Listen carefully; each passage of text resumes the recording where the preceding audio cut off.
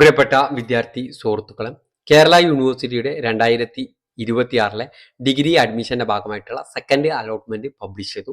Second allotment നിങ്ങളുടെ application നമ്പറും പാസ്വേഡും ഉപയോഗിച്ച് ലോഗിൻ ചെയ്ത് നിങ്ങൾക്ക് പരിശോധിക്കാവുന്നതാണ്. സെക്കൻഡ് അലോട്ട്മെന്റ് ലഭിച്ച എല്ലാ വിദ്യാർത്ഥികളും കോളേജിൽ പോയിട്ട് പെർമനന്റ് അഡ്മിഷനാണ് എടുക്കേണ്ടത്. നമുക്ക് ഡീറ്റെയിൽഡ് ആയിട്ടുള്ള ഇൻസ്ട്രക്ഷൻ നോക്കാവുന്നതാണ്. ആബൈ ടോക്സിന്റെ പുതിയ വീഡിയോയിലേക്ക് സ്വാഗതം.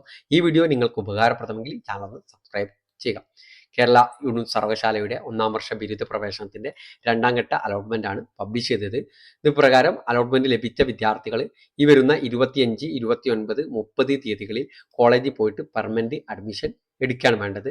പുതുതായിട്ട് അലോട്ട്മെന്റ് ലഭിച്ച വിദ്യാർത്ഥികൾ എന്ന് പറഞ്ഞു കഴിഞ്ഞാൽ ആദ്യത്തെ അലോട്ട്മെന്റ് ലഭിക്കാതെ ഈ അലോട്ട്മെന്റിലാണ് നിങ്ങൾക്ക് അലോട്ട്മെന്റ് ലഭിച്ചതെങ്കിൽ എന്ത് ചെയ്യണം?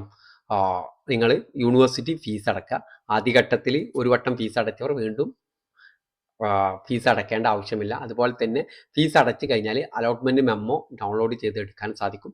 ലഭിച്ച കോഴ്സ്, കാറ്റഗറി, അഡ്മിഷൻ തീയതി തുടങ്ങിയ വിവരങ്ങൾ പരിശോധിക്കുക. അത് പ്രകാരം കോളേജിൽ പോയിട്ട് അലോട്ട്മെന്റ് മെമ്മോയിൽ പറഞ്ഞിരിക്കുന്ന തീയതിയിൽ കോളേജിൽ നിങ്ങളുടെ എല്ലാ സർട്ടിഫിക്കറ്റും സഹിതം കോളേജിൽ പോയിട്ട് പെർമനന്റ് അഡ്മിഷൻ എടുക്കേണ്ടതാണ്.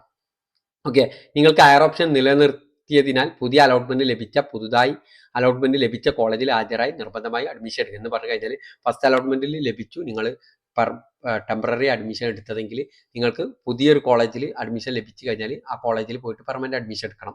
ഓക്കെ, ഇനി ഹയർ ഓപ്ഷൻ നിലനിർത്തിയാൽ പുതിയ അലോട്ട്മെന്റ് ലഭിച്ചവർ പെർമനന്റായിട്ടും അഡ്മിഷൻ എടുക്കും. പ്രസ്തുത വിദ്യാർത്ഥികൾക്ക് മുൻ അഡ്മിഷനിൽ തുടരാൻ സാധിക്കുന്നതല്ല. എന്ന് പറഞ്ഞാൽ കഴിഞ്ഞ അലോട്ട്മെന്റിൽ ഒരു കോളേജ് കിട്ടി, ഇതിൽ പുതിയൊരു കോളേജ് കിട്ടിയാൽ ആ കോളേജിൽ പോയിട്ട് പെർമനന്റ് അഡ്മിഷൻ എടുക്കണം. ഓക്കെ, ജൂൺ 30 മുമ്പ് പുതിയ അലോട്ട്മെന്റ് ലഭിച്ച കോളേജിൽ അഡ്മിഷൻ എടുക്കാത്ത പക്ഷം അലോട്ട്മെന്റ് നഷ്ടമാകുന്നതാണ്.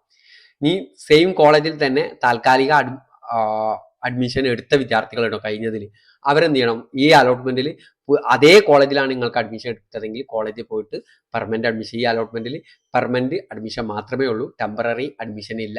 അതുകൊണ്ട് തന്നെ പെർമനന്റ് അഡ്മിഷൻ ഈ വരുന്ന ജൂൺ 30 മുമ്പ് കോളേജിൽ പോയിട്ട് എടുക്കേണ്ടത് നിങ്ങളുടെ കടമയാണ് എന്നും കൂടി മനസ്സിലാക്കി വെക്കുക.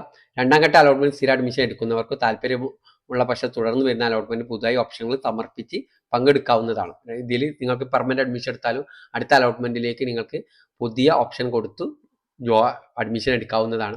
ഒറിജിനൽ മാർക്ക് ലിസ്റ്റ് ലഭിക്കാത്ത വിദ്യാർത്ഥികൾ ഡിജി ലോക്കറിൽ നിന്ന് ഡൗൺലോഡ് ചെയ്ത മാർക്ക് ലിസ്റ്റോ അല്ലെങ്കിൽ ഔദ്യോഗിക വെബ്സൈറ്റിൽ നിന്ന് ഡൗൺലോഡ് ചെയ്ത മാർക്ക് ലിസ്റ്റ് നിങ്ങൾ പഠിച്ച സ്കൂളിലെ പ്രിൻസിപ്പാളെ കൊണ്ട് സാക്ഷ്യപ്പെടുത്തി കോളേജിൽ പോയി അത് സാക്ഷ്യപ്പെടുത്തിയ സർട്ടിഫിക്കറ്റ് കൊണ്ടാണ് കോളേജിൽ പോയിട്ട് അഡ്മിഷൻ എടുക്കേണ്ടത്.